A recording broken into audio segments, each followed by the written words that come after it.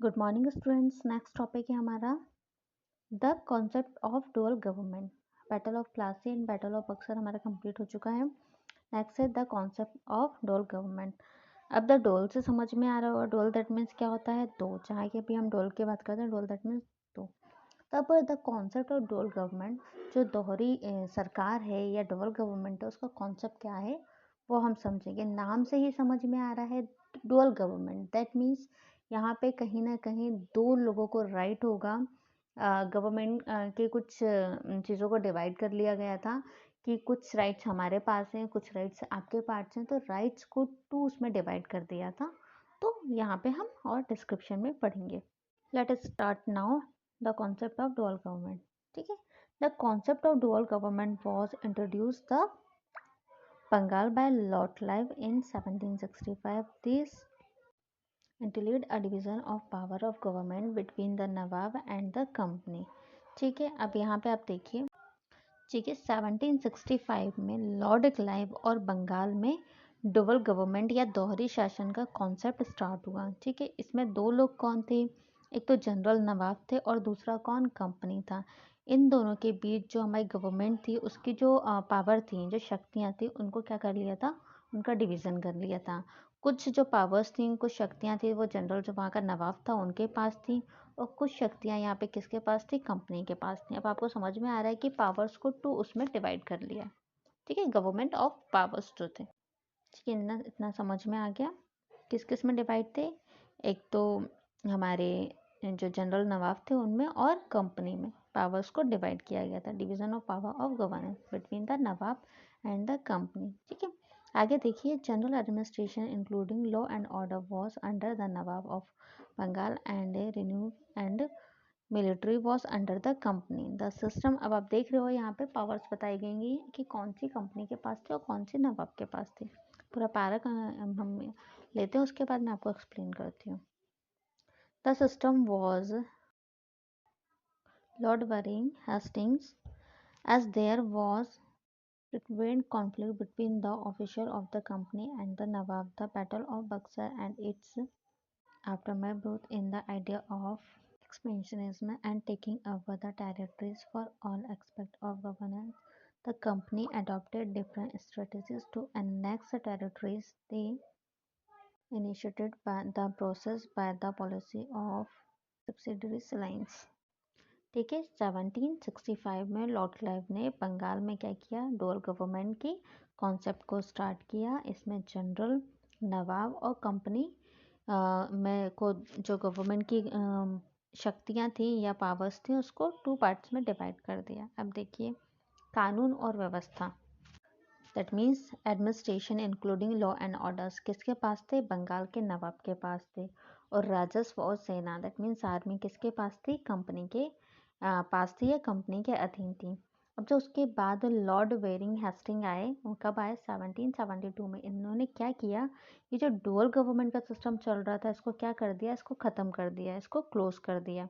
क्योंकि क्या हो रहा था, कहीं ना कहीं कंपनी के जो ऑफिसर्स थे और जो नवाब थे, वो क्या कर रहे थे, एक दूसरे के डिसीजन से सेटिस्फाइड नहीं थे, सहमत नहीं थे, और उससे से क्या हो रहा था, दोनों के बीच टकराव हो रहा था, बहस हो रहा था। इस तरीके से वो अपनी गवर्नमेंट को अच्छे से नहीं चला पा रहे थे। अब बक्सर की लड़ाई के बाद क्या हुआ, अब क्या आइडिया आया कि जो डिफरेंट डिफरेंट एरियाज थे उनको अडॉप्ट कर लिया जाए और उन पे फिर काम किया जाए। लेकिन ये सब पॉसिबल नहीं हो रहे थे। फाइनली क्या हुआ, एक सब्सिडरी अलायंस की जो नीति थी या जो पॉलिसी थी, वो इन लोगों ने फॉलो की। एक्स्ट्रा थिंग में देख लीजिए, जब ब्रिटिश का कंट्रोल था उस टाइम में जो मुग़ल रूलर थे, उन्होंने क्या किया, शासन करना स्टार्ट किया। तो उनके नाम है सीक्वेंस से, वो आप एक बार देख लीजिएगा। नेक्स्ट टॉपिक है हमारा the subsidiary alliance system Lord Wellesley. That means क्या है, ये अब न्यू सिस्टम लेके आए ब्रिटिश कि अब हम किसी के साथ लड़ाई नहीं करेंगे, हम उसके साथ क्या करेंगे, गठबंधन करेंगे। ठीक है, उनके साथ हाथ मिलाएंगे, दैट मीन्स संधि करेंगे। Lord Wellesley (1798 to 1805) followed the policy of expansion of British power in India. He entered into alliance bond with the various Indian rulers and was able to asserted the British supremacy in our Indian state without waging a war.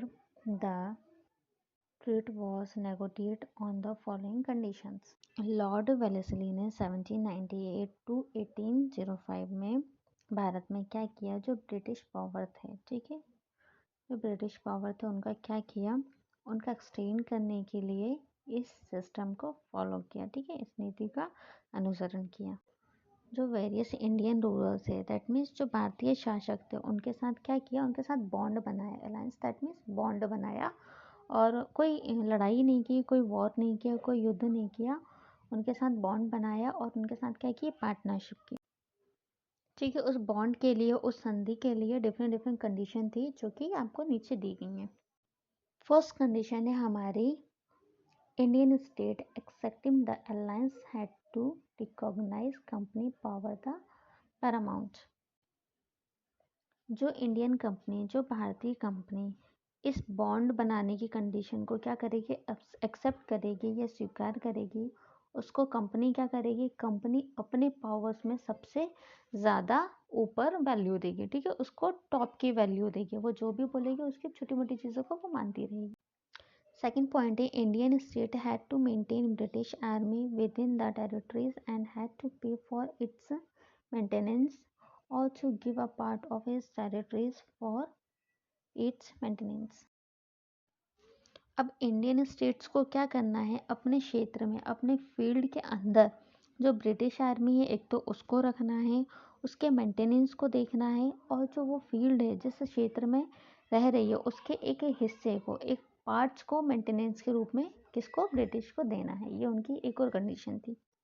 Third point देखिए, British residence was in the court of the Indian state. अब जो British निवासी हैं, British में रहने वाले लोग हैं, जो भारतीय राजाओं के दरबार हैं, जो भारतीय राजाओं का कोर्ट है, उसमें क्या रहेंगे, उसमें खड़े रहेंगे, उसमें दैट मीन्स तैनात रहेंगे, उसमें उनकी प्रेजेंस रहेगी। अब ये उन्होंने क्यों किया, ये उन्होंने इसलिए किया क्योंकि उनको पता चलता रहेगा कि जो भारतीय राजा हैं, ठीक है, जो इंडियन रूलर हैं, उनके कोर्ट में क्या हो रहा है, उसकी इंफॉर्मेशन के लिए उन्होंने ये एक्शन लिया। नेक्स्ट पॉइंट है हमारा, Indian state could not enter into any agreement with any other Indian state of foreign power. ठीक है, इंडियन स्टेट किसी अदर इंडियन स्टेट के साथ या किसी भी फॉरेन पावर के साथ क्या कर सकते हैं, क्या नहीं कर सकते हैं, समझौता नहीं कर सकते, या बॉन्ड नहीं बना सकते, या पार्टनरशिप नहीं कर सकते। ये उनकी नेक्स्ट कंडीशन थी। नेक्स्ट एंड लास्ट पॉइंट है हमारा, as a part of alliance company was to protect the Indian state again any external aggression. That means ये जो बॉन्ड हुआ था, ठीक है, इस बॉन्ड में जो उनका जितना भी वो होगा उसका एक पार्ट किसको देंगे, ब्रिटिश को देंगे, और इसके रिटर्न में ब्रिटिश कंपनी क्या करेंगी, यदि कोई फॉरेन कंट्री आपके ऊपर इंडियन के ऊपर अटैक करती है, ठीक है, उसके एग्रेशन लेती है, आक्रमण करती है, तो उसके अगेन क्या करेंगे, जो ब्रिटिश ये जो कंपनी है उनको प्रोटेक्ट करेगी। ओके, ये हमारे सारे पॉइंट थे जो कि उन्होंने कंडीशन रखी थी किसकी, बॉन्ड तो वो बनाएंगे, बट ये उनकी कंडीशन रहेंगी।